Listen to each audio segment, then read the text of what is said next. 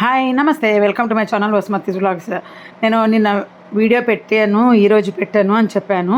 But నిన్న పెట్టలేదు, ఈరోజు అయితే పెట్టాలనిపించి పెడుతున్నానండి. మొన్న ఫ్లైట్ క్రాష్ అయింది కదా, దాని గురించి మా గురువుగారు చెప్పిన సత్సంగాలు ఒకసారి మళ్ళీ రివైజ్ చేద్దాము అనేసి చెప్తున్నా. ఈ వీడియో ఏంటంటే, మా పాపకు పన్ను వీకారు కదా, నీరు దోశ పోదాం మెత్తగా తింటుందిలే అనేసి ముందు రోజు రాత్రి నేను ఏం చేశాను, నీరు దోశకు నానబెట్టాను. పెరుగు లేదు, పొద్దున అప్పటికప్పుడు మా ఆయన ఇంకా తెప్పించారు, ఇంకా రుబ్బుకొని వాడాను. ఆ పెరుగు కూడా బాగలేదు యాక్చువల్గా, ఇంకా తోడుకుంటా ఉండిందనమాట. అందుకనేసి ఆ టేస్ట్ అంతా నాకు నచ్చలే. మళ్ళీ పిండి మిగిలింది, నెక్స్ట్ డే వేసుకున్నాం. మా పాప అయితే తినలేదు. ఇంకా మీకు లాస్ట్ వీడియో చూసారు కదా, ఆ నెక్స్ట్ డే మాట అనమాట ఇది.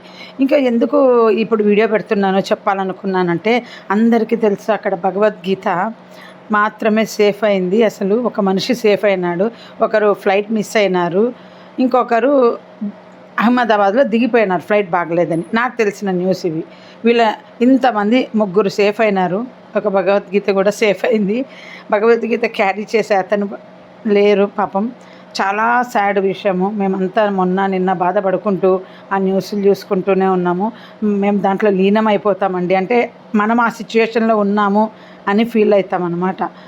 భగవద్గీత గురించి అందరూ ఒక్కొక్కరు ఒక్కొక్క మాట మాట్లాడుకుంటున్నారు. భగవద్గీత ఎందుకు కాలిపోలేదు, భగవద్గీత మాత్రం సేఫ్ అయిందని నాకు అనిపించింది, చెప్దామని చెప్తున్నానండి. నా ఫీలింగ్ ఏంటంటే, ఒక్కొక్కరి అభిప్రాయం ఒక్కొక్కటి కదా. భగవంతుడు ఎందుకు ఏది చేస్తాడో అది ఆయనకు మాత్రమే తెలుసు అని మనకు ఒక మెసేజ్ ఇచ్చినట్టు. భగవద్గీత చదవండి, జీవిత సారాంశము అందులో ఉంది. భగవద్గీత క్యారీ చేసిన, భగవద్గీత శ్లోకాలు చదివిన ముఖ్యం కాదు, అది మాత్రం చెప్తున్నానండి. భగవద్గీత సారాంశము తెలుసుకోవాలి మనం, శ్లోకాలు నోటికి రావాలి. అది ఒక డివోషన్ కింద నేను ఎప్పుడూ ఫీల్ అవ్వను. మన భారతదేశంలో మన భవిష్యత్తులు ఎట్లా ఉంటాయి, మనుషులు ఎలాంటి వాళ్ళు అనేది చెప్పటమే భగవద్గీత సారాంశం అని నా అభిప్రాయము. పెళ్ళైన కొత్తలో 28 సంవత్సరాల క్రిందట మాట, మా ఆయన దగ్గర చాలా అది అప్పుడు ఘంటసాల క్యాషెట్స్ ఉండేవి కదా పాటలు.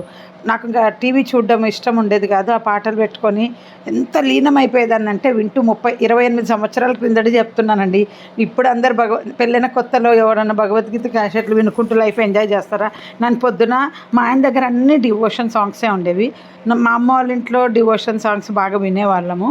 సో కొంచెం డివోషన్లో ఉండడం వల్ల నేను కంపల్సరీ ఆ క్యాషెట్స్ నాకు చాలా ఇష్టం అనమాట. పార్ట్ 1, పార్ట్ 2, పార్ట్ 3, ఎన్నో పార్ట్ 4 ఎన్నో ఉండే, అన్నీ వినేదాన్ని. ఇప్పుడు కూడా నా దగ్గర ఉన్నాయి ఆ క్యాషెట్స్. అప్పుడు ఎంత యథార్థం తెలిసేదంటే, ఆ వీడియోస్ వింటున్నప్పుడు చేసేవాడిని నేనే, చేయించేవాడిని నేనే, అన్నీ నేనే అనేది చెప్తా ఉంటారు కదా. భగవంతుడే చేయిస్తున్నాడు మనకు ప్రతిదీ, మన చేత కర్త కర్మ క్రియ అన్నీ. సో దాని గురించి చెప్పేంత గొప్పదాన్ని కాదు, కానీ మన పాపమే మనల్ని శిక్షిస్తుంది, మన పుణ్యమే మనల్ని రక్షిస్తుంది. ఇంతే. ఇంతమంది చనిపోతే అతనొక్కడు ఆయుష్ గట్టిది కనుక అతను బతికాడు. అతని నుండి మిగిలిన వాళ్ళంతా పోయారు, అతనొక్కడు బతికాడు. ఇలాంటిదే మా గురువు శిష్యులు చెప్పేవాళ్ళు. ఒక యాక్సిడెంట్ ప్లేస్ అనేది ఉంటుంది, ఆ ప్లేస్లో పోవాల్సిన వాళ్ళ టైం ఎవరికి ఉందో వాళ్ళే ఆ ప్లేస్కి వెళ్తారు, సేఫ్ అయ్యే వాళ్ళు ఆ ప్లేస్కి వెళ్ళరు అని చెప్పారనమాట. అంటే మనం యాక్సిడెంట్ అందులో ఉన్నందుకు అవ్వలేదు, ఆ టైం అయిపోయిన వాళ్ళందరూ అందులో ఉండాల్సి వచ్చింది. ఇది నెక్స్ట్ డే వీడియో అండి, అన్నం కలుపుకుంటూ మాట్లాడుతున్నా. ఒక యాక్సిడెంట్ అనేది ఎంత చూడండి, ఒక అమ్మాయికి ఫ్లైట్ మిస్ అయిపోయి తను సేఫ్ అయిపోయింది, ఇంకొకరేమో దిగిపోయినారు, ఇంకొకరేమో అందులో నుండి ఒక హీరో లాగా బయటకు వచ్చాడు. గ్రేట్ కదా అసలు. ఆయుష్ మనకు ఎంతవరకు ఉందో అంతవరకు ఉంటాము. మన కర్మ మన చేత, మనం చేసుకున్న మంచి చెడే మన జీవితం. నేను ఎప్పుడు నిన్న రాత్రి నేను రియలైజ్ అయిన ఒక మాట చెప్తాను చూడండి. వీళ్ళందరూ ఇలా చూసి నాకు ఎంత కర్మ ఉందో ఏమో, భగవంతుడు నా డబ్బులు వేరే వాళ్ళకి ఇప్పించి నా కర్మనంతా వాళ్ళకి ట్రాన్స్ఫర్ చేశాడేమో అనిపిస్తుంది. ఎందుకంటే అండి, ఎన్నోసార్లు చూశాను, నా దగ్గర డబ్బు కష్టాల్లో ఉన్నాయని తీసుకున్నారు, వ్యాపారం అని తీసుకున్నారు, రీజన్ ఏదన్నా కానీ నాకు తిరిగి ఇవ్వలేని సిచ్యుయేషన్కి వెళ్తా ఉంటే నా డబ్బు, మీరు చాలామందిని చూస్తారు, పలానా వాళ్ళకి డబ్బు తీసుకుంటే మనకు బాగుపడే లక్షణాలు ఉండవు అని, వాళ్ళది మంచి సొమ్ము కాదు అని అనుకుంటాం. కానీ అది నిజంగా నాకు తెలిసి ఏంటంటే, వాళ్ళ కర్మ మనకు ట్రాన్స్ఫర్ అయిపోతుంది. ఒకరి సొమ్ము తీసుకున్నా, ఒకరిది. నాకైతే ఇప్పుడు హ్యాపీగా ఉన్నా. తీసుకున్నారు, నా కర్మ ఎంత ఉందో అంతా తీసుకున్నారు, హ్యాపీగా తీసుకొని అనుభవించని. నాకు ఆ డబ్బు రాకపోయినా పర్వాలేదు, భగవంతుడు నాకు ఇండికేషన్ నిన్న వీళ్ళ ఈ యాక్సిడెంట్ ఇన్సిడెంట్ నాకు ఇచ్చింది రియలైజేషన్, నీ కర్మ అంతా ట్రాన్స్ఫర్ అయిపోయింది అని. అంటే ఇప్పుడు నేనేమి వాళ్ళకు పెట్టుకోండి అని త్యాగం చేయట్లేదు, ఇవ్వకపోయినా పర్వాలేదు అన్న ఫీలింగ్లో ఉన్నా. ఎందుకంటే బెంగళూరులో మాకు ఇవ్వాల్సిన అతను ఒకే మాట చెప్పాడు, మీ డబ్బులు అందరికీ డబ్బులు ఇస్తే కానీ నాకు ప్రాబ్లం సాల్వ్ అవ్వదు, నేను ఇవ్వాలి అని. అలా ప్రతి మనిషి నిజంగా రియలైజ్ అవ్వండి, మీ దగ్గర డబ్బులు లేకపోతే మీరు ఓకే, ఒకరి సొమ్ము తీసుకున్న తర్వాత మీకు లైఫ్ పాడైపోయింది అంటే తప్పకుండా వాళ్ళ కర్మ మీకు ట్రాన్స్ఫర్ అయింది, వాళ్ళు సేఫ్లో ఉన్నారు డబ్బు రూపంలో. సరే నేను దానం చేస్తున్నాను అనుకుంటానండి, అంతకంటే ఇంకేం లేదు. ఈరోజు నుండి అయితే నాకు యాక్సిడెంట్ కళ్ళు విప్పేలా చేసింది. చాలామందిని చూశాను, ఒకరికి మోసం చేసిన తర్వాత వాళ్ళ లైఫ్లో ఎలా ఉన్నాయనేది కళ్ళారా చూసిందాన్ని అనమాట. ఇంకా ఇలా మనకు మోసం చేసినా కానీ మనం కంఫర్ట్గా ఉంటున్నాము అంటే మన కర్మ పోయినట్టే కదా, లేకపోతే ఎంత పెద్ద కర్మ ఉండేది. మనం ఇప్పుడు యాక్సిడెంట్ నుండి తప్పించుకుంటే ఏమనుకుంటాము, మనం సేఫ్ అయినా, మనం ఎంత పుణ్యం చేసుకున్నాము. ఆ డబ్బు రూపంలో నేను వాళ్ళకు రుణానుబంధం అయినాను, లేకపోతే నా కర్మ. నిజంగా ఎవరెవరు తీసుకున్నారు, అందరూ ప్రాబ్లంలో ఉన్నారు.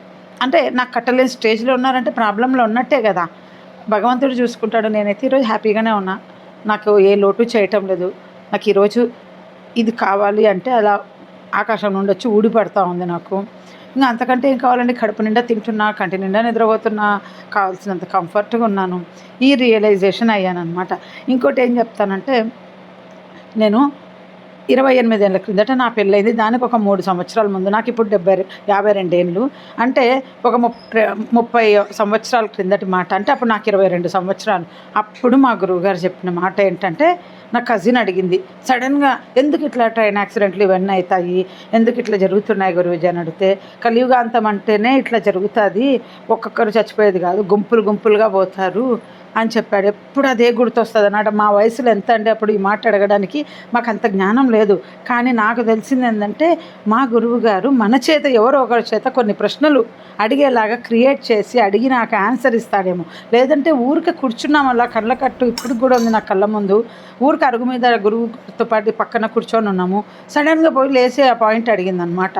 అప్పుడు చెప్పారు. ఇంకా అది నా మైండ్లో ఇట్లా గుంపులు యాక్సిడెంట్లు జరిగినా ఇదే కదా గురువుగారు చెప్పింది, కలియుగాంతం అంటే ఇట్లాగే అవుతుంది, అందరూ ఒకేసారి పోయేది కాదు, యాక్సిడెంట్లు, భూకంపాలు ఇలాంటివన్నీ జరుగుతూ అన్నీ పోతాయి కదా అని. ఇంకా ఇదండి ఈ మాట చెప్పదలుచుకున్న ఈరోజు. ఈ వీడియో మీద మీ అభిప్రాయం ఏమన్నా ఉంటే పెట్టండి. నా ఫీలింగ్స్ నేను షేర్ చేశాను. మా పెద్ద పాప కోసము 3 రవ్వ ఇడ్లీలు, బొంబాయి చట్నీ చేశాను. ఆమె అడిగింది, ఇంకా స్టిచెస్ తీయలేదు ఆమెకి, 7 days తర్వాత తీస్తామన్నారు. నిన్న వెళ్తే మళ్ళీ ఇంకా 3 days ఉంచుతామన్నారు. ఇప్పుడు 70% స్వెల్లింగ్ తగ్గింది, కొంచెం ఫుడ్ తినగలుగుతుంది, బాగుందండి, ప్రాబ్లం లేదు. అంటే మొన్న ఒకరు టేక్ కేర్ అని పెట్టారు కదా, అందుకని చెప్తున్నాను. చాలా హ్యాపీగా ఉందండి మీరు అలా మా పాపకు టేక్ కేర్, జాగ్రత్తగా ఉండమ్మా అని పెట్టినందుకు. ఈ వీడియో నచ్చితే లైక్ చేయండి, షేర్ చేయండి. మా పెద్ద పాప పండ్ల ట్రీట్మెంట్ వల్ల నేను చాలా బిజీ ఉండి నేను కొంచెము వీడియోస్ షార్ట్స్ సరిగా పెట్టలేదు కదా, ఇంకెప్పుడు కూడా తగ్గించేసాను. వ్యూస్ అన్నీ బాగా తగ్గిపోయినాయి, పర్వాలేదైనా. కొంచెం నిమ్మకాయ వేసుకుంటామంటే వేస్తా, పులుపు కోసం. కాలుతున్నట్టుంది. ఇంకా బొంబాయి చట్నీ 3 అంతకంటే తినగలవా? తినగలుగుతా, నాకు తెలుసు, తిని చూడు, నాకు తెలుసు. అవి ఎంతలా ఉన్నాయి చూడు. ఇదంతా పెట్టుకో, చల్లగా అవుతుంది. తిన్నంత తిని పడేయచ్చు, చల్లగా అవుతుంది.